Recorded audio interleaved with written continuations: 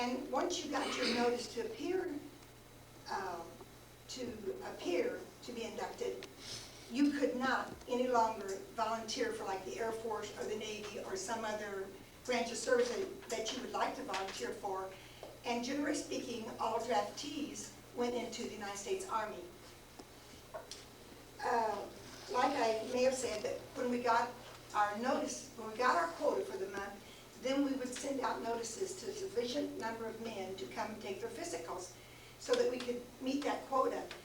And it was just a preliminary physical that detected obvious physical disabilities you might have. But out of the 33, that's fine. Out of the 33 men that were called up when Ed went for his physical, 16 of them passed for that. Now, should you take your physical and you didn't pass it, then you were put in classification 4F by your local draft board, and you didn't have to worry about it anymore. You didn't have to have a deferment. I mean, that was for the duration. The only exception would be that if on your paper, when it came back to us, it said they wanted to re-examine you in maybe 4 to 6 weeks or whatever. If it said that, then you would be called again. To do that, I might add this right here, that also men that helped fill out our quota would not necessarily be Rush County men. If you lived so far from your draft board that it was a real imposition for you to report for your induction, then you could be transferred to the office closest to you. So some of our men would be transferred, and that would depend on how soon they would get to your number. Part of my job, too, I had to take my list of inductees and go with them to the train station to be sure they reported and to be sure they got on the train. And this was a sad part of my job. And I learned to hate train stations, bus stations, because of the sad emotions as farewells were being said. I might also say there that once you were inducted into the service, you was under military law, and that was called the Articles of War. Now, not all men that registered for the draft were drafted. Not all men served their country. There were jobs that had to be done on the home front. And an example is our defense workers, and up until 1943, all steel mill employees were men. But with the shortage of men, then women had to fill some of those positions, and they were filled by what they called Rosie the Riveter. I'm sure you remember that. If you're my age, you remember that. Then also they gave deferments to men that may have had unusual family responsibilities, and there were conscientious objectors, men that could not serve because of their religious belief, and then there were, of course, farmers, you know, farm deferments, but there was a job for everybody to do if we was to win this war. I left the Selective Service Office to join, live a little bit closer to the camp where Ed was stationed. And when I left the Selective Service Office, Louise Coy, who is now Mrs. Lowell Angle, she took my job. However, the experience that I learned, the experience that I had at the Selective Service Office locally proved to be a real asset to me, because while Ed was waiting to be sent overseas, I was able to get a job in the state headquarters of the South Carolina State Headquarters Selective Service Office in the Appeal Board Division. As a soldier's wife, I had some fun times, and sometimes I just assume not remember, but once when Ed was in special training in Fort Benning, Georgia, we met Jane Russell, and she was a movie actress, and she had just finished making her first film, The Outlaw. And her husband was stationed there also. She'd married Bob Waterfield, the UCLA football player. But anyway, and she was known as the pin-up queen of all the soldiers. And it was all because of that low-cut blouse, which today I doubt if they'd worry about the low-cut blouse. But anyway, and that's the reason that film had a hard time getting released, which I don't think it ever did really for very long. But anyway, part-time, well, that summer too, she celebrated her 21st birthday, and we got to do that with her, and that was fun. And she would sell war bonds from a tank that was on the square in Columbus, Georgia. She would sell war bonds out of the tank.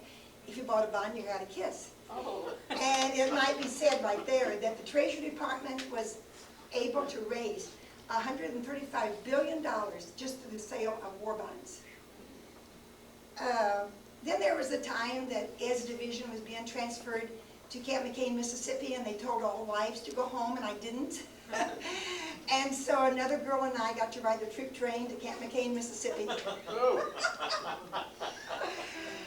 And then there was time that once or twice, that I would slip under the barbed wire fence to get into camp when I didn't have a pass.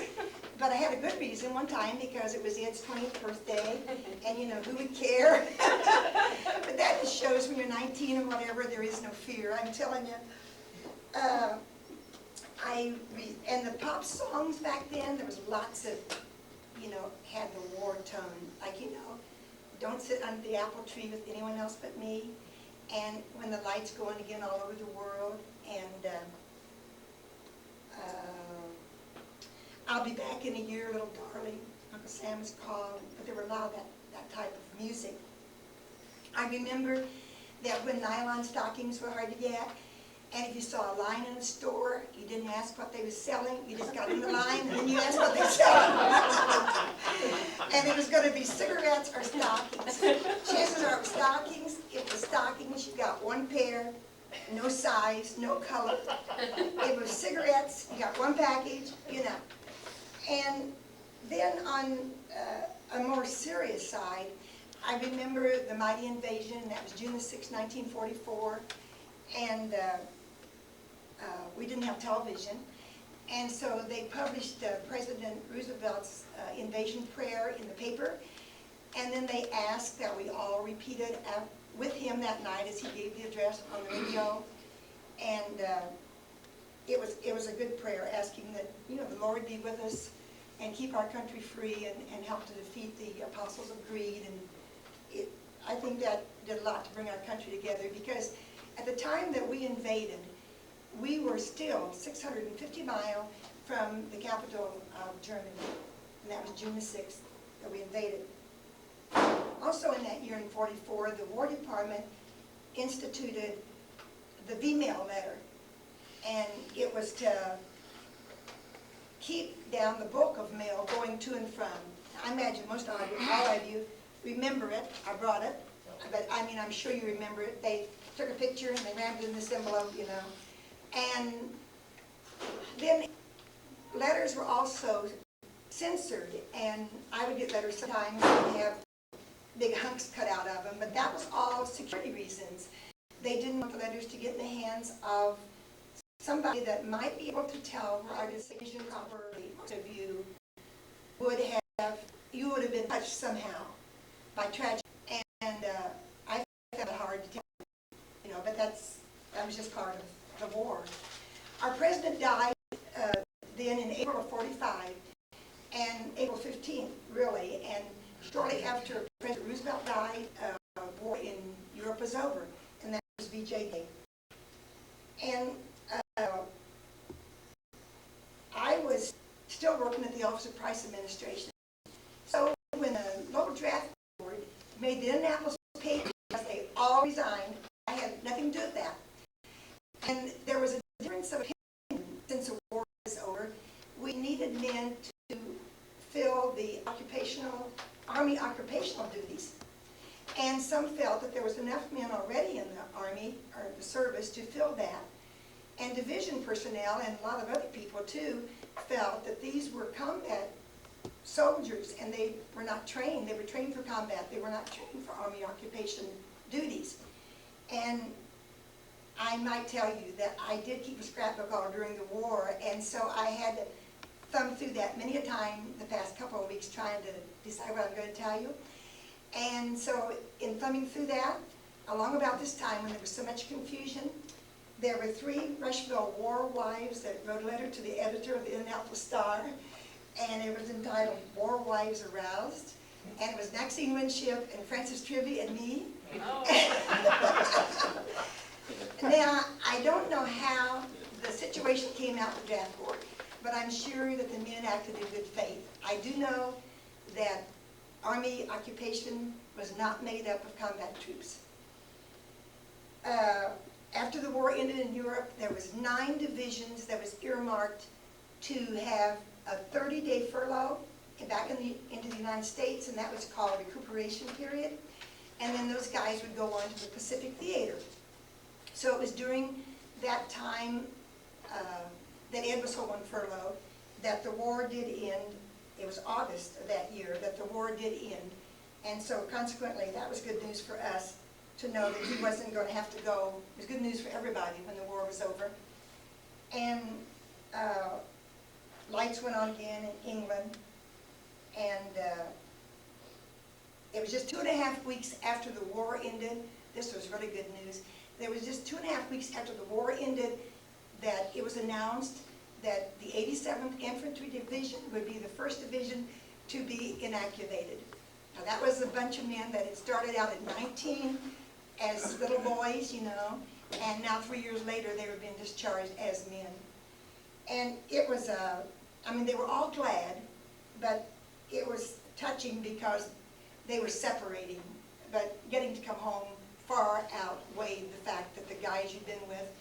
And that bunch of men had gone into La Havre, France, and they had literally cut a 1,000-mile streak across France and Belgium, Luxembourg and Germany, walking a lot of that because they were infantry, and they were in Czechoslovakia on their way to Russia when the war ended. And they got, one of the most prestigious awards they got was the Presidential Citation for crossing of the Rhine River, and it was at that event, or that situation, is when Ed was awarded the Bronze Star. 50 years ago, we might say, seems like yesterday to some, it seems like a bad dream to others. What patriotism, and what gutsy American men, women, and children. What a victory. We truly have something to celebrate this year. May America always be free. Thank you. Can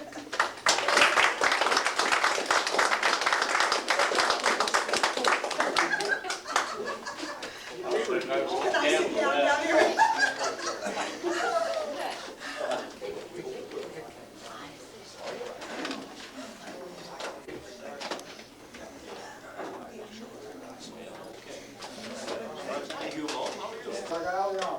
Out of service, I laid in bed 5 years.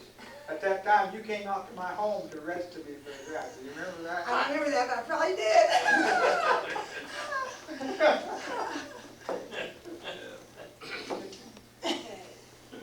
Talking about the draft, I received my notice of report for the draft when I was in primary flying school out in Phoenix, Arizona. So they must have been a little behind before I was. Jumped or two ahead of them, I guess. Yeah. Yeah. You should have known that. Well, I don't know what you want tonight. I'd give you a little history of how I got in. I went to Ohio State in 39 and 40 and pre-rep work. Didn't have enough money to go back in the fall of 40, so I went to work for Lumen plant. And while I was there, I decided to life. I had radiation. He come ashore with him, I guess. Somebody asked him where his entrenching tools were on a mat of station there, and he said, "You got time to dig in, you got time to move it." That was his motto, I guess. He didn't have time to dig in very much, but we moved. Ed, did you guys in the 87 have enough points that you weren't going to have to go to Japan if the war ended, or?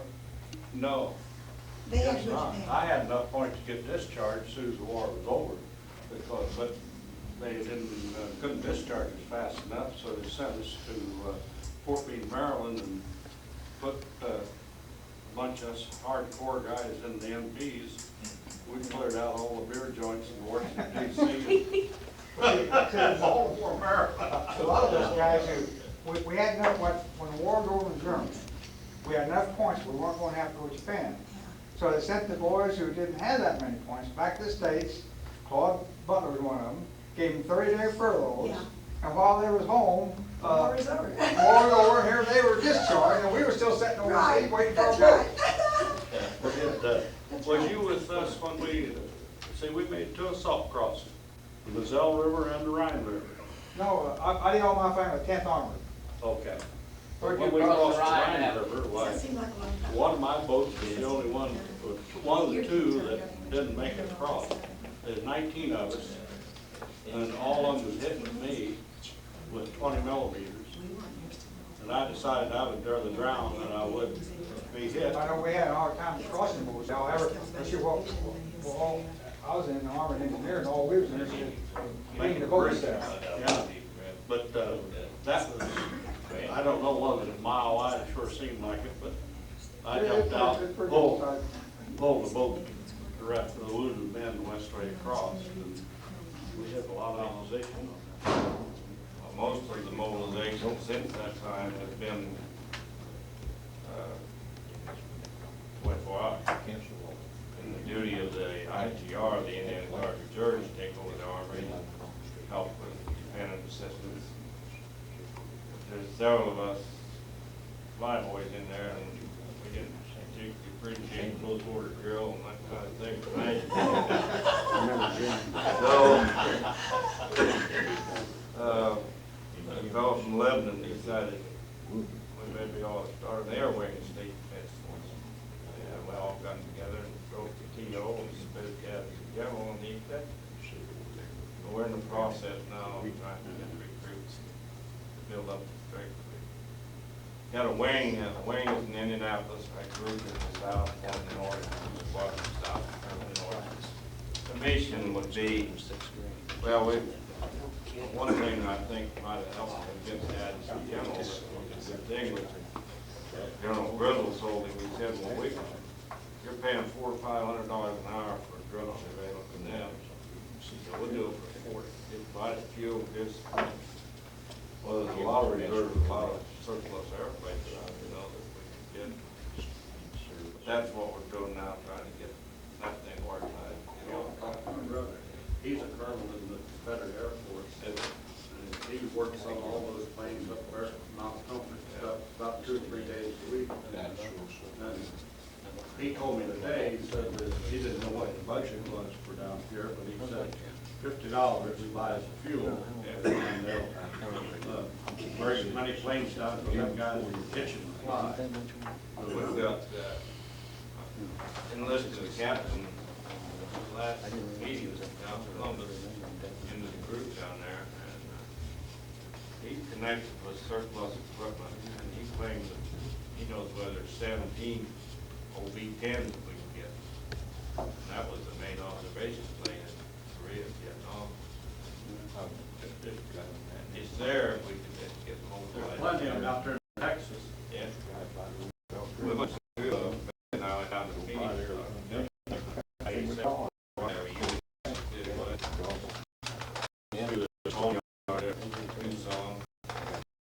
Unbelievable. Something there. That's where they go, George goes down there twice a year. Parts they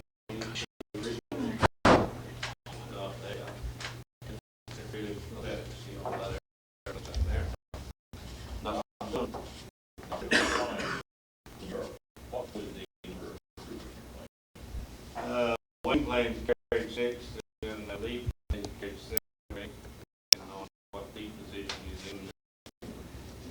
The group leader would carry 8, sometimes at least 7. Well, we had one bomb command, and a certain type of navigational equipment. But normally the normal wing crew is So how many bombs could you carry? all depending on the size, we could carry as high as 42. 4,200 pounds. What were your maximum load that you could carry? 4,200 bomb loads, 4,200. yeah. Okay. We've carried 2,000 or something more down now, whether it was incendiary, panic, or armor piercing. Make you kind of grunt and groan getting them 2,000 or off the ground. Yeah. We, well, when we were here in the States, they wouldn't let us land at 26 on less than 5,000 foot runway. I did get them to let me land up to South Field one time, and on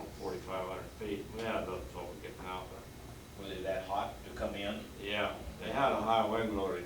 Martin Lloyd built a high wing loadage aircraft, and it will be 10 that he built us, and a high wing loadage. We'd fly final at 150, and they touched down at 135, 130 maybe, and they had too much harbor on. But it was a real stable aircraft. They weren't good for translation here in the States, but they did a wonderful job for us. And had a good bombing lesson. In fact, the Historical Society, they developed the B-26 Historical Society, and Colonel Mensch, their General Mensch, is a real strong member in that. He claims that there's evidence in the Air Force files that 26 did the best job of bombing over there compared to the number of planes they had there. They had the best bombing record. I don't know, that's his story. I can't validate it. That's good enough to accept. I like to think so.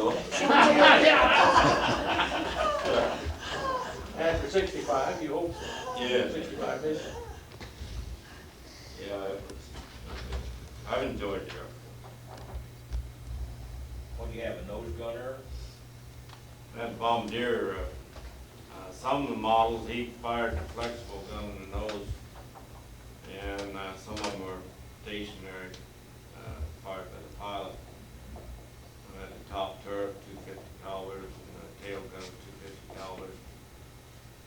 250s out each waist and back, and then there was 250s active guns on the side of the fuselage, fired by the pilot. We carried a lot of fire. Yeah. I've seen We finally got over there in the fall of 45, or 44, it got to where unless somebody got hit by flak or fighter or something straggling, they wouldn't hop in 26 formation. Germans leave us alone, we flying good type formation. Now, the ammunition for those 50 calibers, was it all ball ammunition, or do you have tracers and incendiaries, Yeah. all mixed in? Now, you're on the side of your fuselage now. Were they 50s? Yeah. No 20s? And everything on the Okay.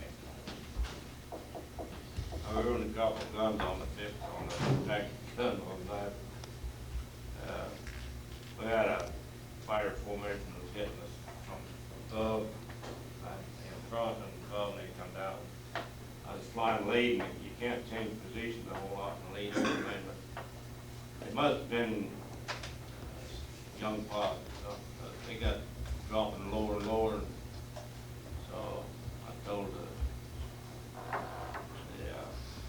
radio operator, said, charge those back with the guns back there, and he did, and I pulled back on, I didn't held it down, let her fly. I don't know whether we had him or not, but I kind of ruined a couple of guns. We didn't get to farm very often. Change your barrels up a little longer.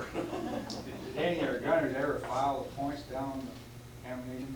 I don't know. They might have. You have a full-time job over there. But it didn't take very many to file down to make a difference. Yeah, I don't know. It makes a hollow point, which were illegal according to the treaty or something. Well, Armand wasn't too happy when they saw it. One of those things. Sounds like the way war goes. Yeah. Sailor gear. That's right. I think people don't know what sailor gear is, though. I know it is. It's a war. Well, there's plenty of coffee and punch and cookies that are interested. Harold, what's that you have, what you call it? Martin, what'd you bring in? That's some of the mementos that they gave me when discharged. French Crotier, however you pronounce it. Well, how'd you happen to get the medal? All the rest of us got just the ribbons. Well, you can write to the Army, and they will do your records, and they'll send you whatever medals you've got coming. I've got the address if anybody Well, I had a guy the other day tell me I was gonna get what I got coming. That suits the war.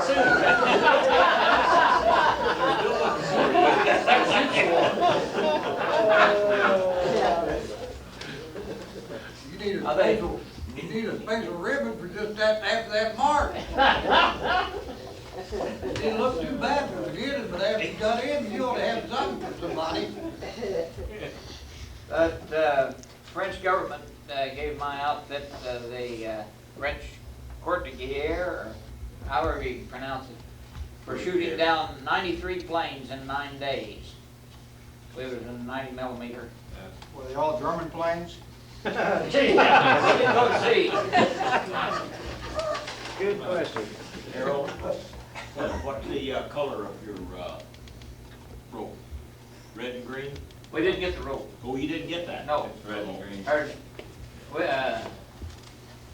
You know, I never saw any of the Americans shoot at any of the bombers, but they sure shot the fighter when they came in too low. We got that once down into England. We had colors of the day, and they changed every day. You had a flare pistol fastened up in the top of the fuselage. We was cruising along there, and some of us shot up pretty good, but everybody was, we got back towards the Thames estuary.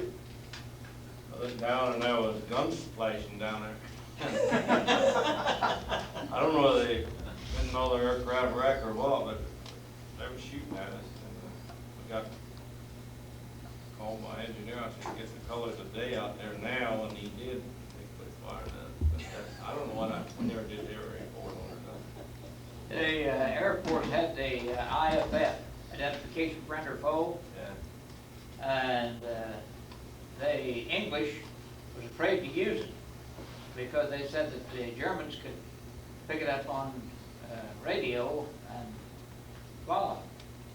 And our radar picked up a plane, and they kept sending an IFF and got no answer.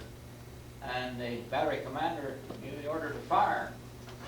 And they fired, and the plane came down and landed, and some of the boys, the officers, went out and picked up the crew, and it was a British crew, and they said that they had opened up the bomb bay doors to fire flares out when we started shooting. And one of our shells went through the bomb bay door and went out through the top of the plane. Yeah. That sounds like something that this guy would tell. Now,